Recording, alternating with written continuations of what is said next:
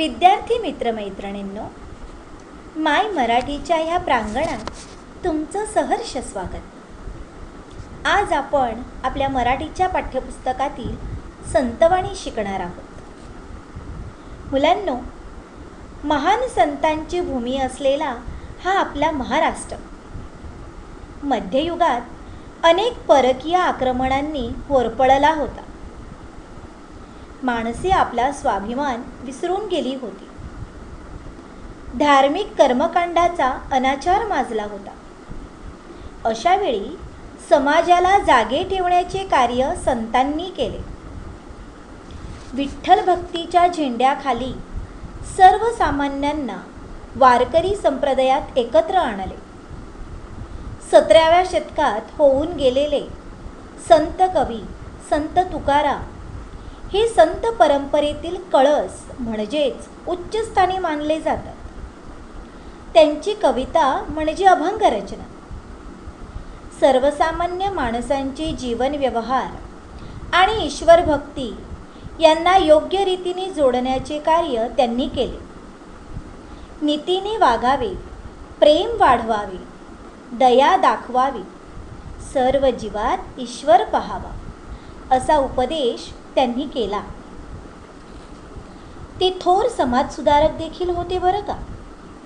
अंधश्रद्धांना त्यांनी कडाडून विरोध केला।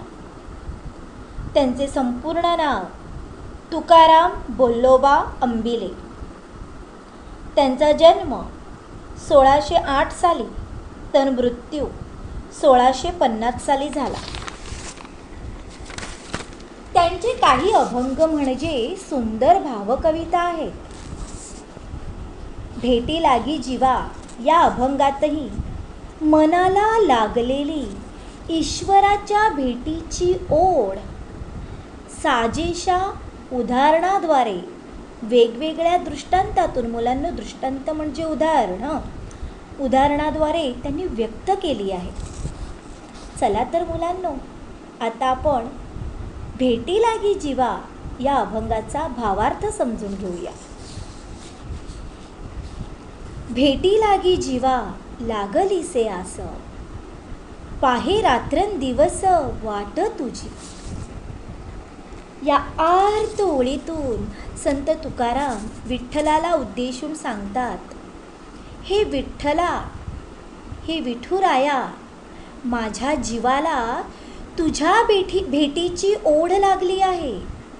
जीवाला म्हणजे मनाला, प्राणाला, आस म्हणजे तीव्र ओढ। मला तुला भेटायचे आहे।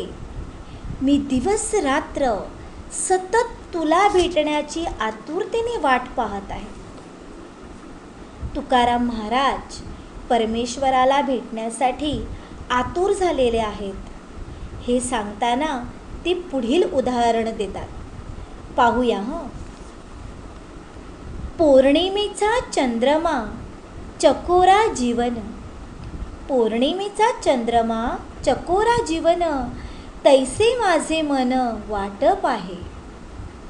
उत्तम दृष्टांत किंवा उदाहरणे हा तुकाराम महाराजांच्या अभंगाचा विशेष। आपल्याला लागलेली विठ्ठलाच्या भेटीची ओढ पटवून देताना संत तुकाराम चकोर पक्षाचे उदाहरण देतात। मुलांनो, असे म्हणतात की चकोर पक्षी हा चंद्राचे चांदणे प्राशन करून जगतो।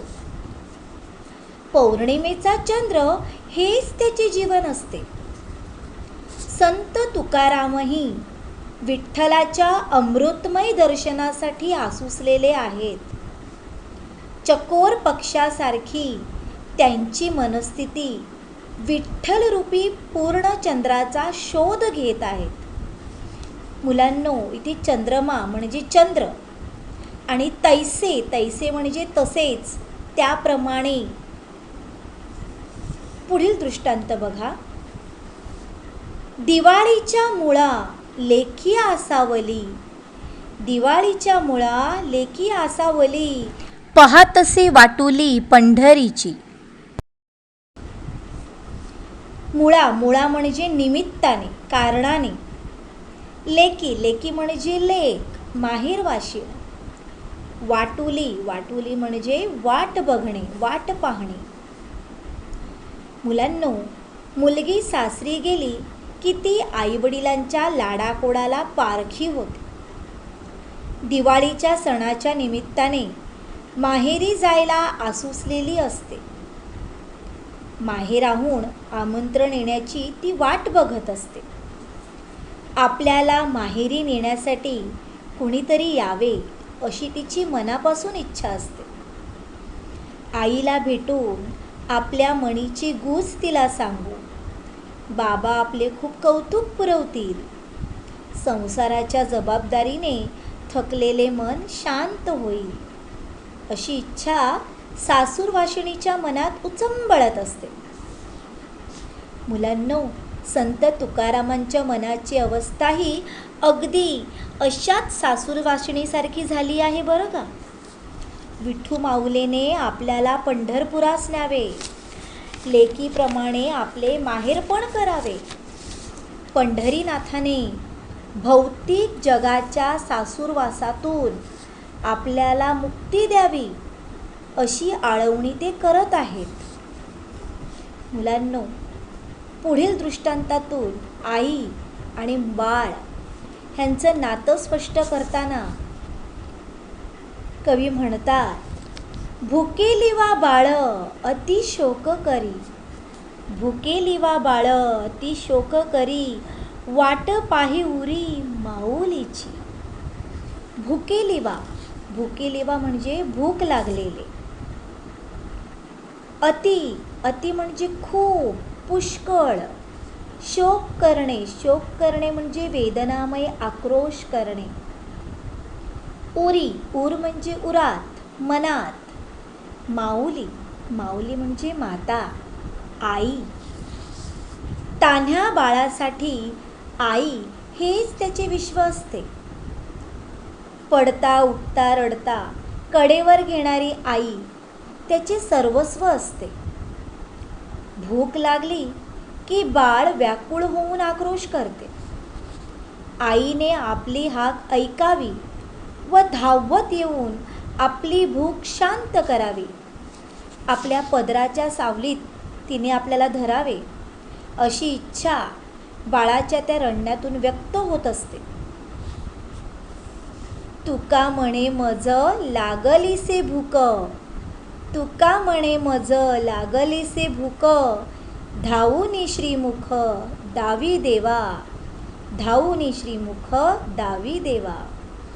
संत तुकाराम सुद्धा स्वतःला विठू माऊलीचे बाळ म्हणतात. त्यांच्या मनाला विठ्ठल भेटीची भूक लागली आहे.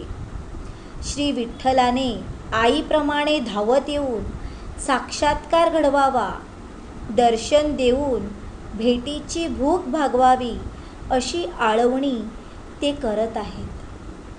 भक्त आणि परमेश्वर ह्यातील नातं कसं असावं? भक्ताचं प्रेम, परमेश्वराठाई असलेली आस्था, परमेश्वरावर असलेला विश्वास, ह्याचं नातं इथे आपल्याला तुकाराम महाराजांनी दाखवून दिलेलं आहे.